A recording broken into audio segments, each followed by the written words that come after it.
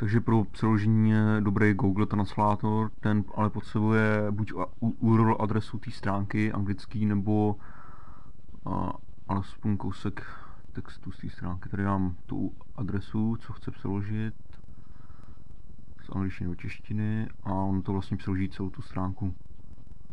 Zkusíme si ještě vytáhnout nějaký text krátký.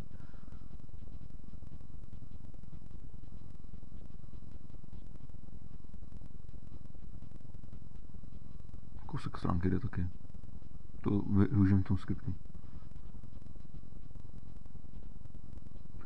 Ve skriptu to funguje celkem podobně.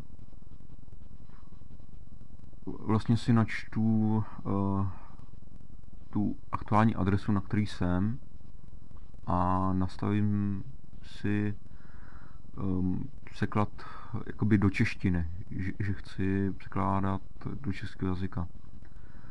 A když je něco označený, to je třeba ten text, tak to pošlu automatickému překladači, a když je ten text kratší než 20 znaků, pošlu to ještě slovníků na seznamu.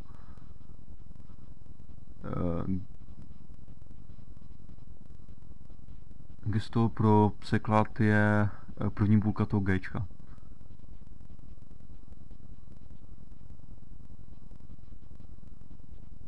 Vidíte.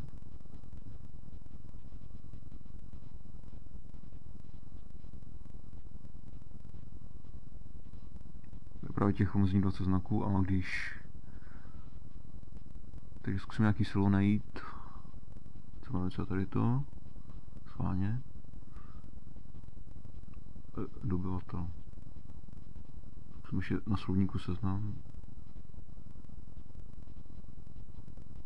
Ale tady se ještě potřeba vybírat ten konkrétní slovník. Ten seznam není tak dobrý jako Google Translator.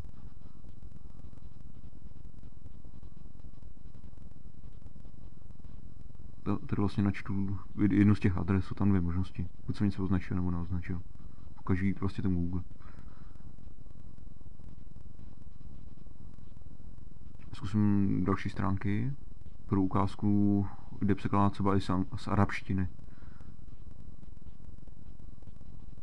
Můžete porovnávat. Stane se to čitelnější trochu. A nebo jde překládat z ruštiny, tady je gazeta. To jsou vlastně noviny, ale... Buď celou stránku, už je snesitelný, bez azbuky.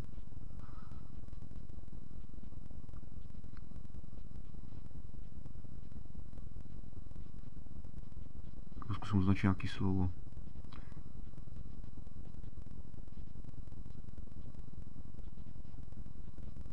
Tak o to vypadá ten seznam. Je tady nutný zvolit do ruštiny. To slovník je lepší prostě. Pro slovíčka. Překládat lze i z takových jazyků, jako je čínština. Tady se nám špatně zobrazovala znaková sada, protože nemám nainstalovaný východoazijský znakový sady. Ty čtverečky prostě, ale to není potřeba hlavně, když je zná Google.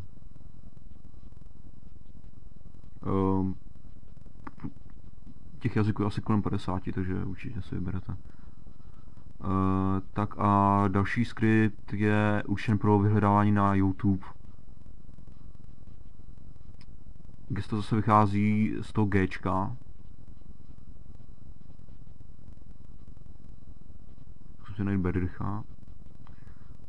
Ale protože YouTube neumí pracovat s českýma háčkama a čárkama, tak jsem musel vyrobit funkci, který vlastně převede ty naše znaky na ty bezháčkový. Zkusím si tady... Tomáše nenašlo. Musím hledat Tomas. Je potřeba se jich prostě zbavit.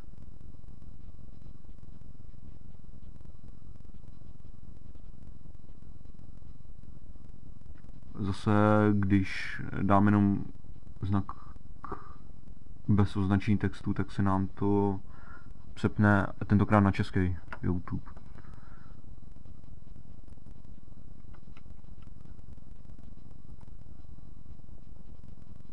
To máte srovnání, jak vypadá česká verze a anglická. To liší se akorát tím hledání. Mám rád filmy, tak se občas kouknu na českou filmovou databázi. Gesto pro hledání je nakreslený C.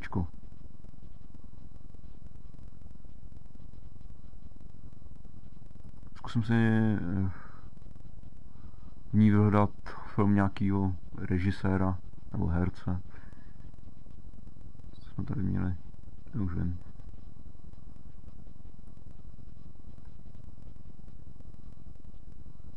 Jaký herec?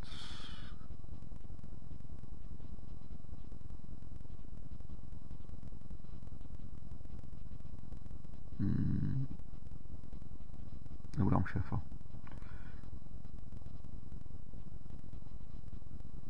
To je vlastně nejdřív filmy a pak jsou tam ty herci a režiséry. Zkouknu, v čem hrál.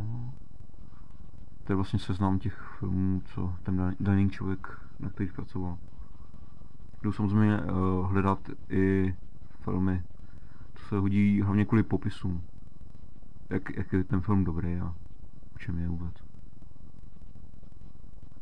Jdu i vytvořit gesta, která dopíšou někam nějaký text. Třeba váš e-mail, nick, nedůležitý heslo, smajlíka nebo i základ nějakého standardního líbezbriefu. Gesto jsem nastavil jako malý písmenko E a musí se provést nad daným stupem, kdyby těch polí bylo víc, tak aby věděl, kam to dát. Takže musím kliknout do toho a nakreslit Ečko, on to vlastně vloží ten text. Hodí se to třeba pro smajlíky, nebo já netuším. Další gesto nechá vyhledat nějaký film nebo seriál pro online sledování, to je prostě, když se rovnou koukám, musím to stahovat. Šlo by modifikovat třeba, že si tam dáte svoje oblíbené stránky a pak to tak zmačknete a oni se vám všechny načnou najednou. Hledá na 10 serverech a gesto je doprava dolů a zase doprava. Skript nejprve vypíše, co je dle ČSFD dispozici pod daným názvem, jako ty filmy, a další záložky, pak akorát tam stačí projet ty hledací panely a zkusit najít ten film. Máme štěstí, našli jsme ho. Půjdu ty další. Tady právě hodně filmů podobného názvu, ale ten, co hledáme, tady nevidím.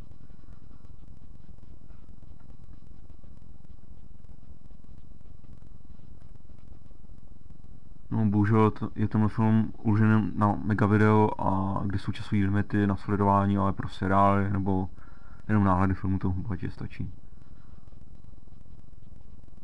Samozřejmě je to dost za Bingem a když to je. Já přechnu celou obrazovku. Když tam jdou volat i programy v počítači. Následující gesto pod XPčkama zapne klávesnice na obrazovce. Ta klávesnice je mnohem lepší než ta na Google. Funguje pro celý počítač prostě, nejen pro tu stránku. Takhle si třeba při surfování na webu přes playlisty lehkou modifikací lze spouštět oblíbenou hudbu nebo podobným gestem jde otevřít nějaký dokument nebo program. Akorát je důležitý, že u těch cest těm programům nebo hudbě je důležitý mít zdvojený omítka, to je kvůli Cčku. To Gčko je na programu Cčku, tak to musí být dvojitý. Poslední gesto je blesková rychlá minimalizace úplně všech oken v počítači. Nejenom průhlížeče a úplně všeho. Využívá příkazů zobrazit plochu u Exploreru systému XP.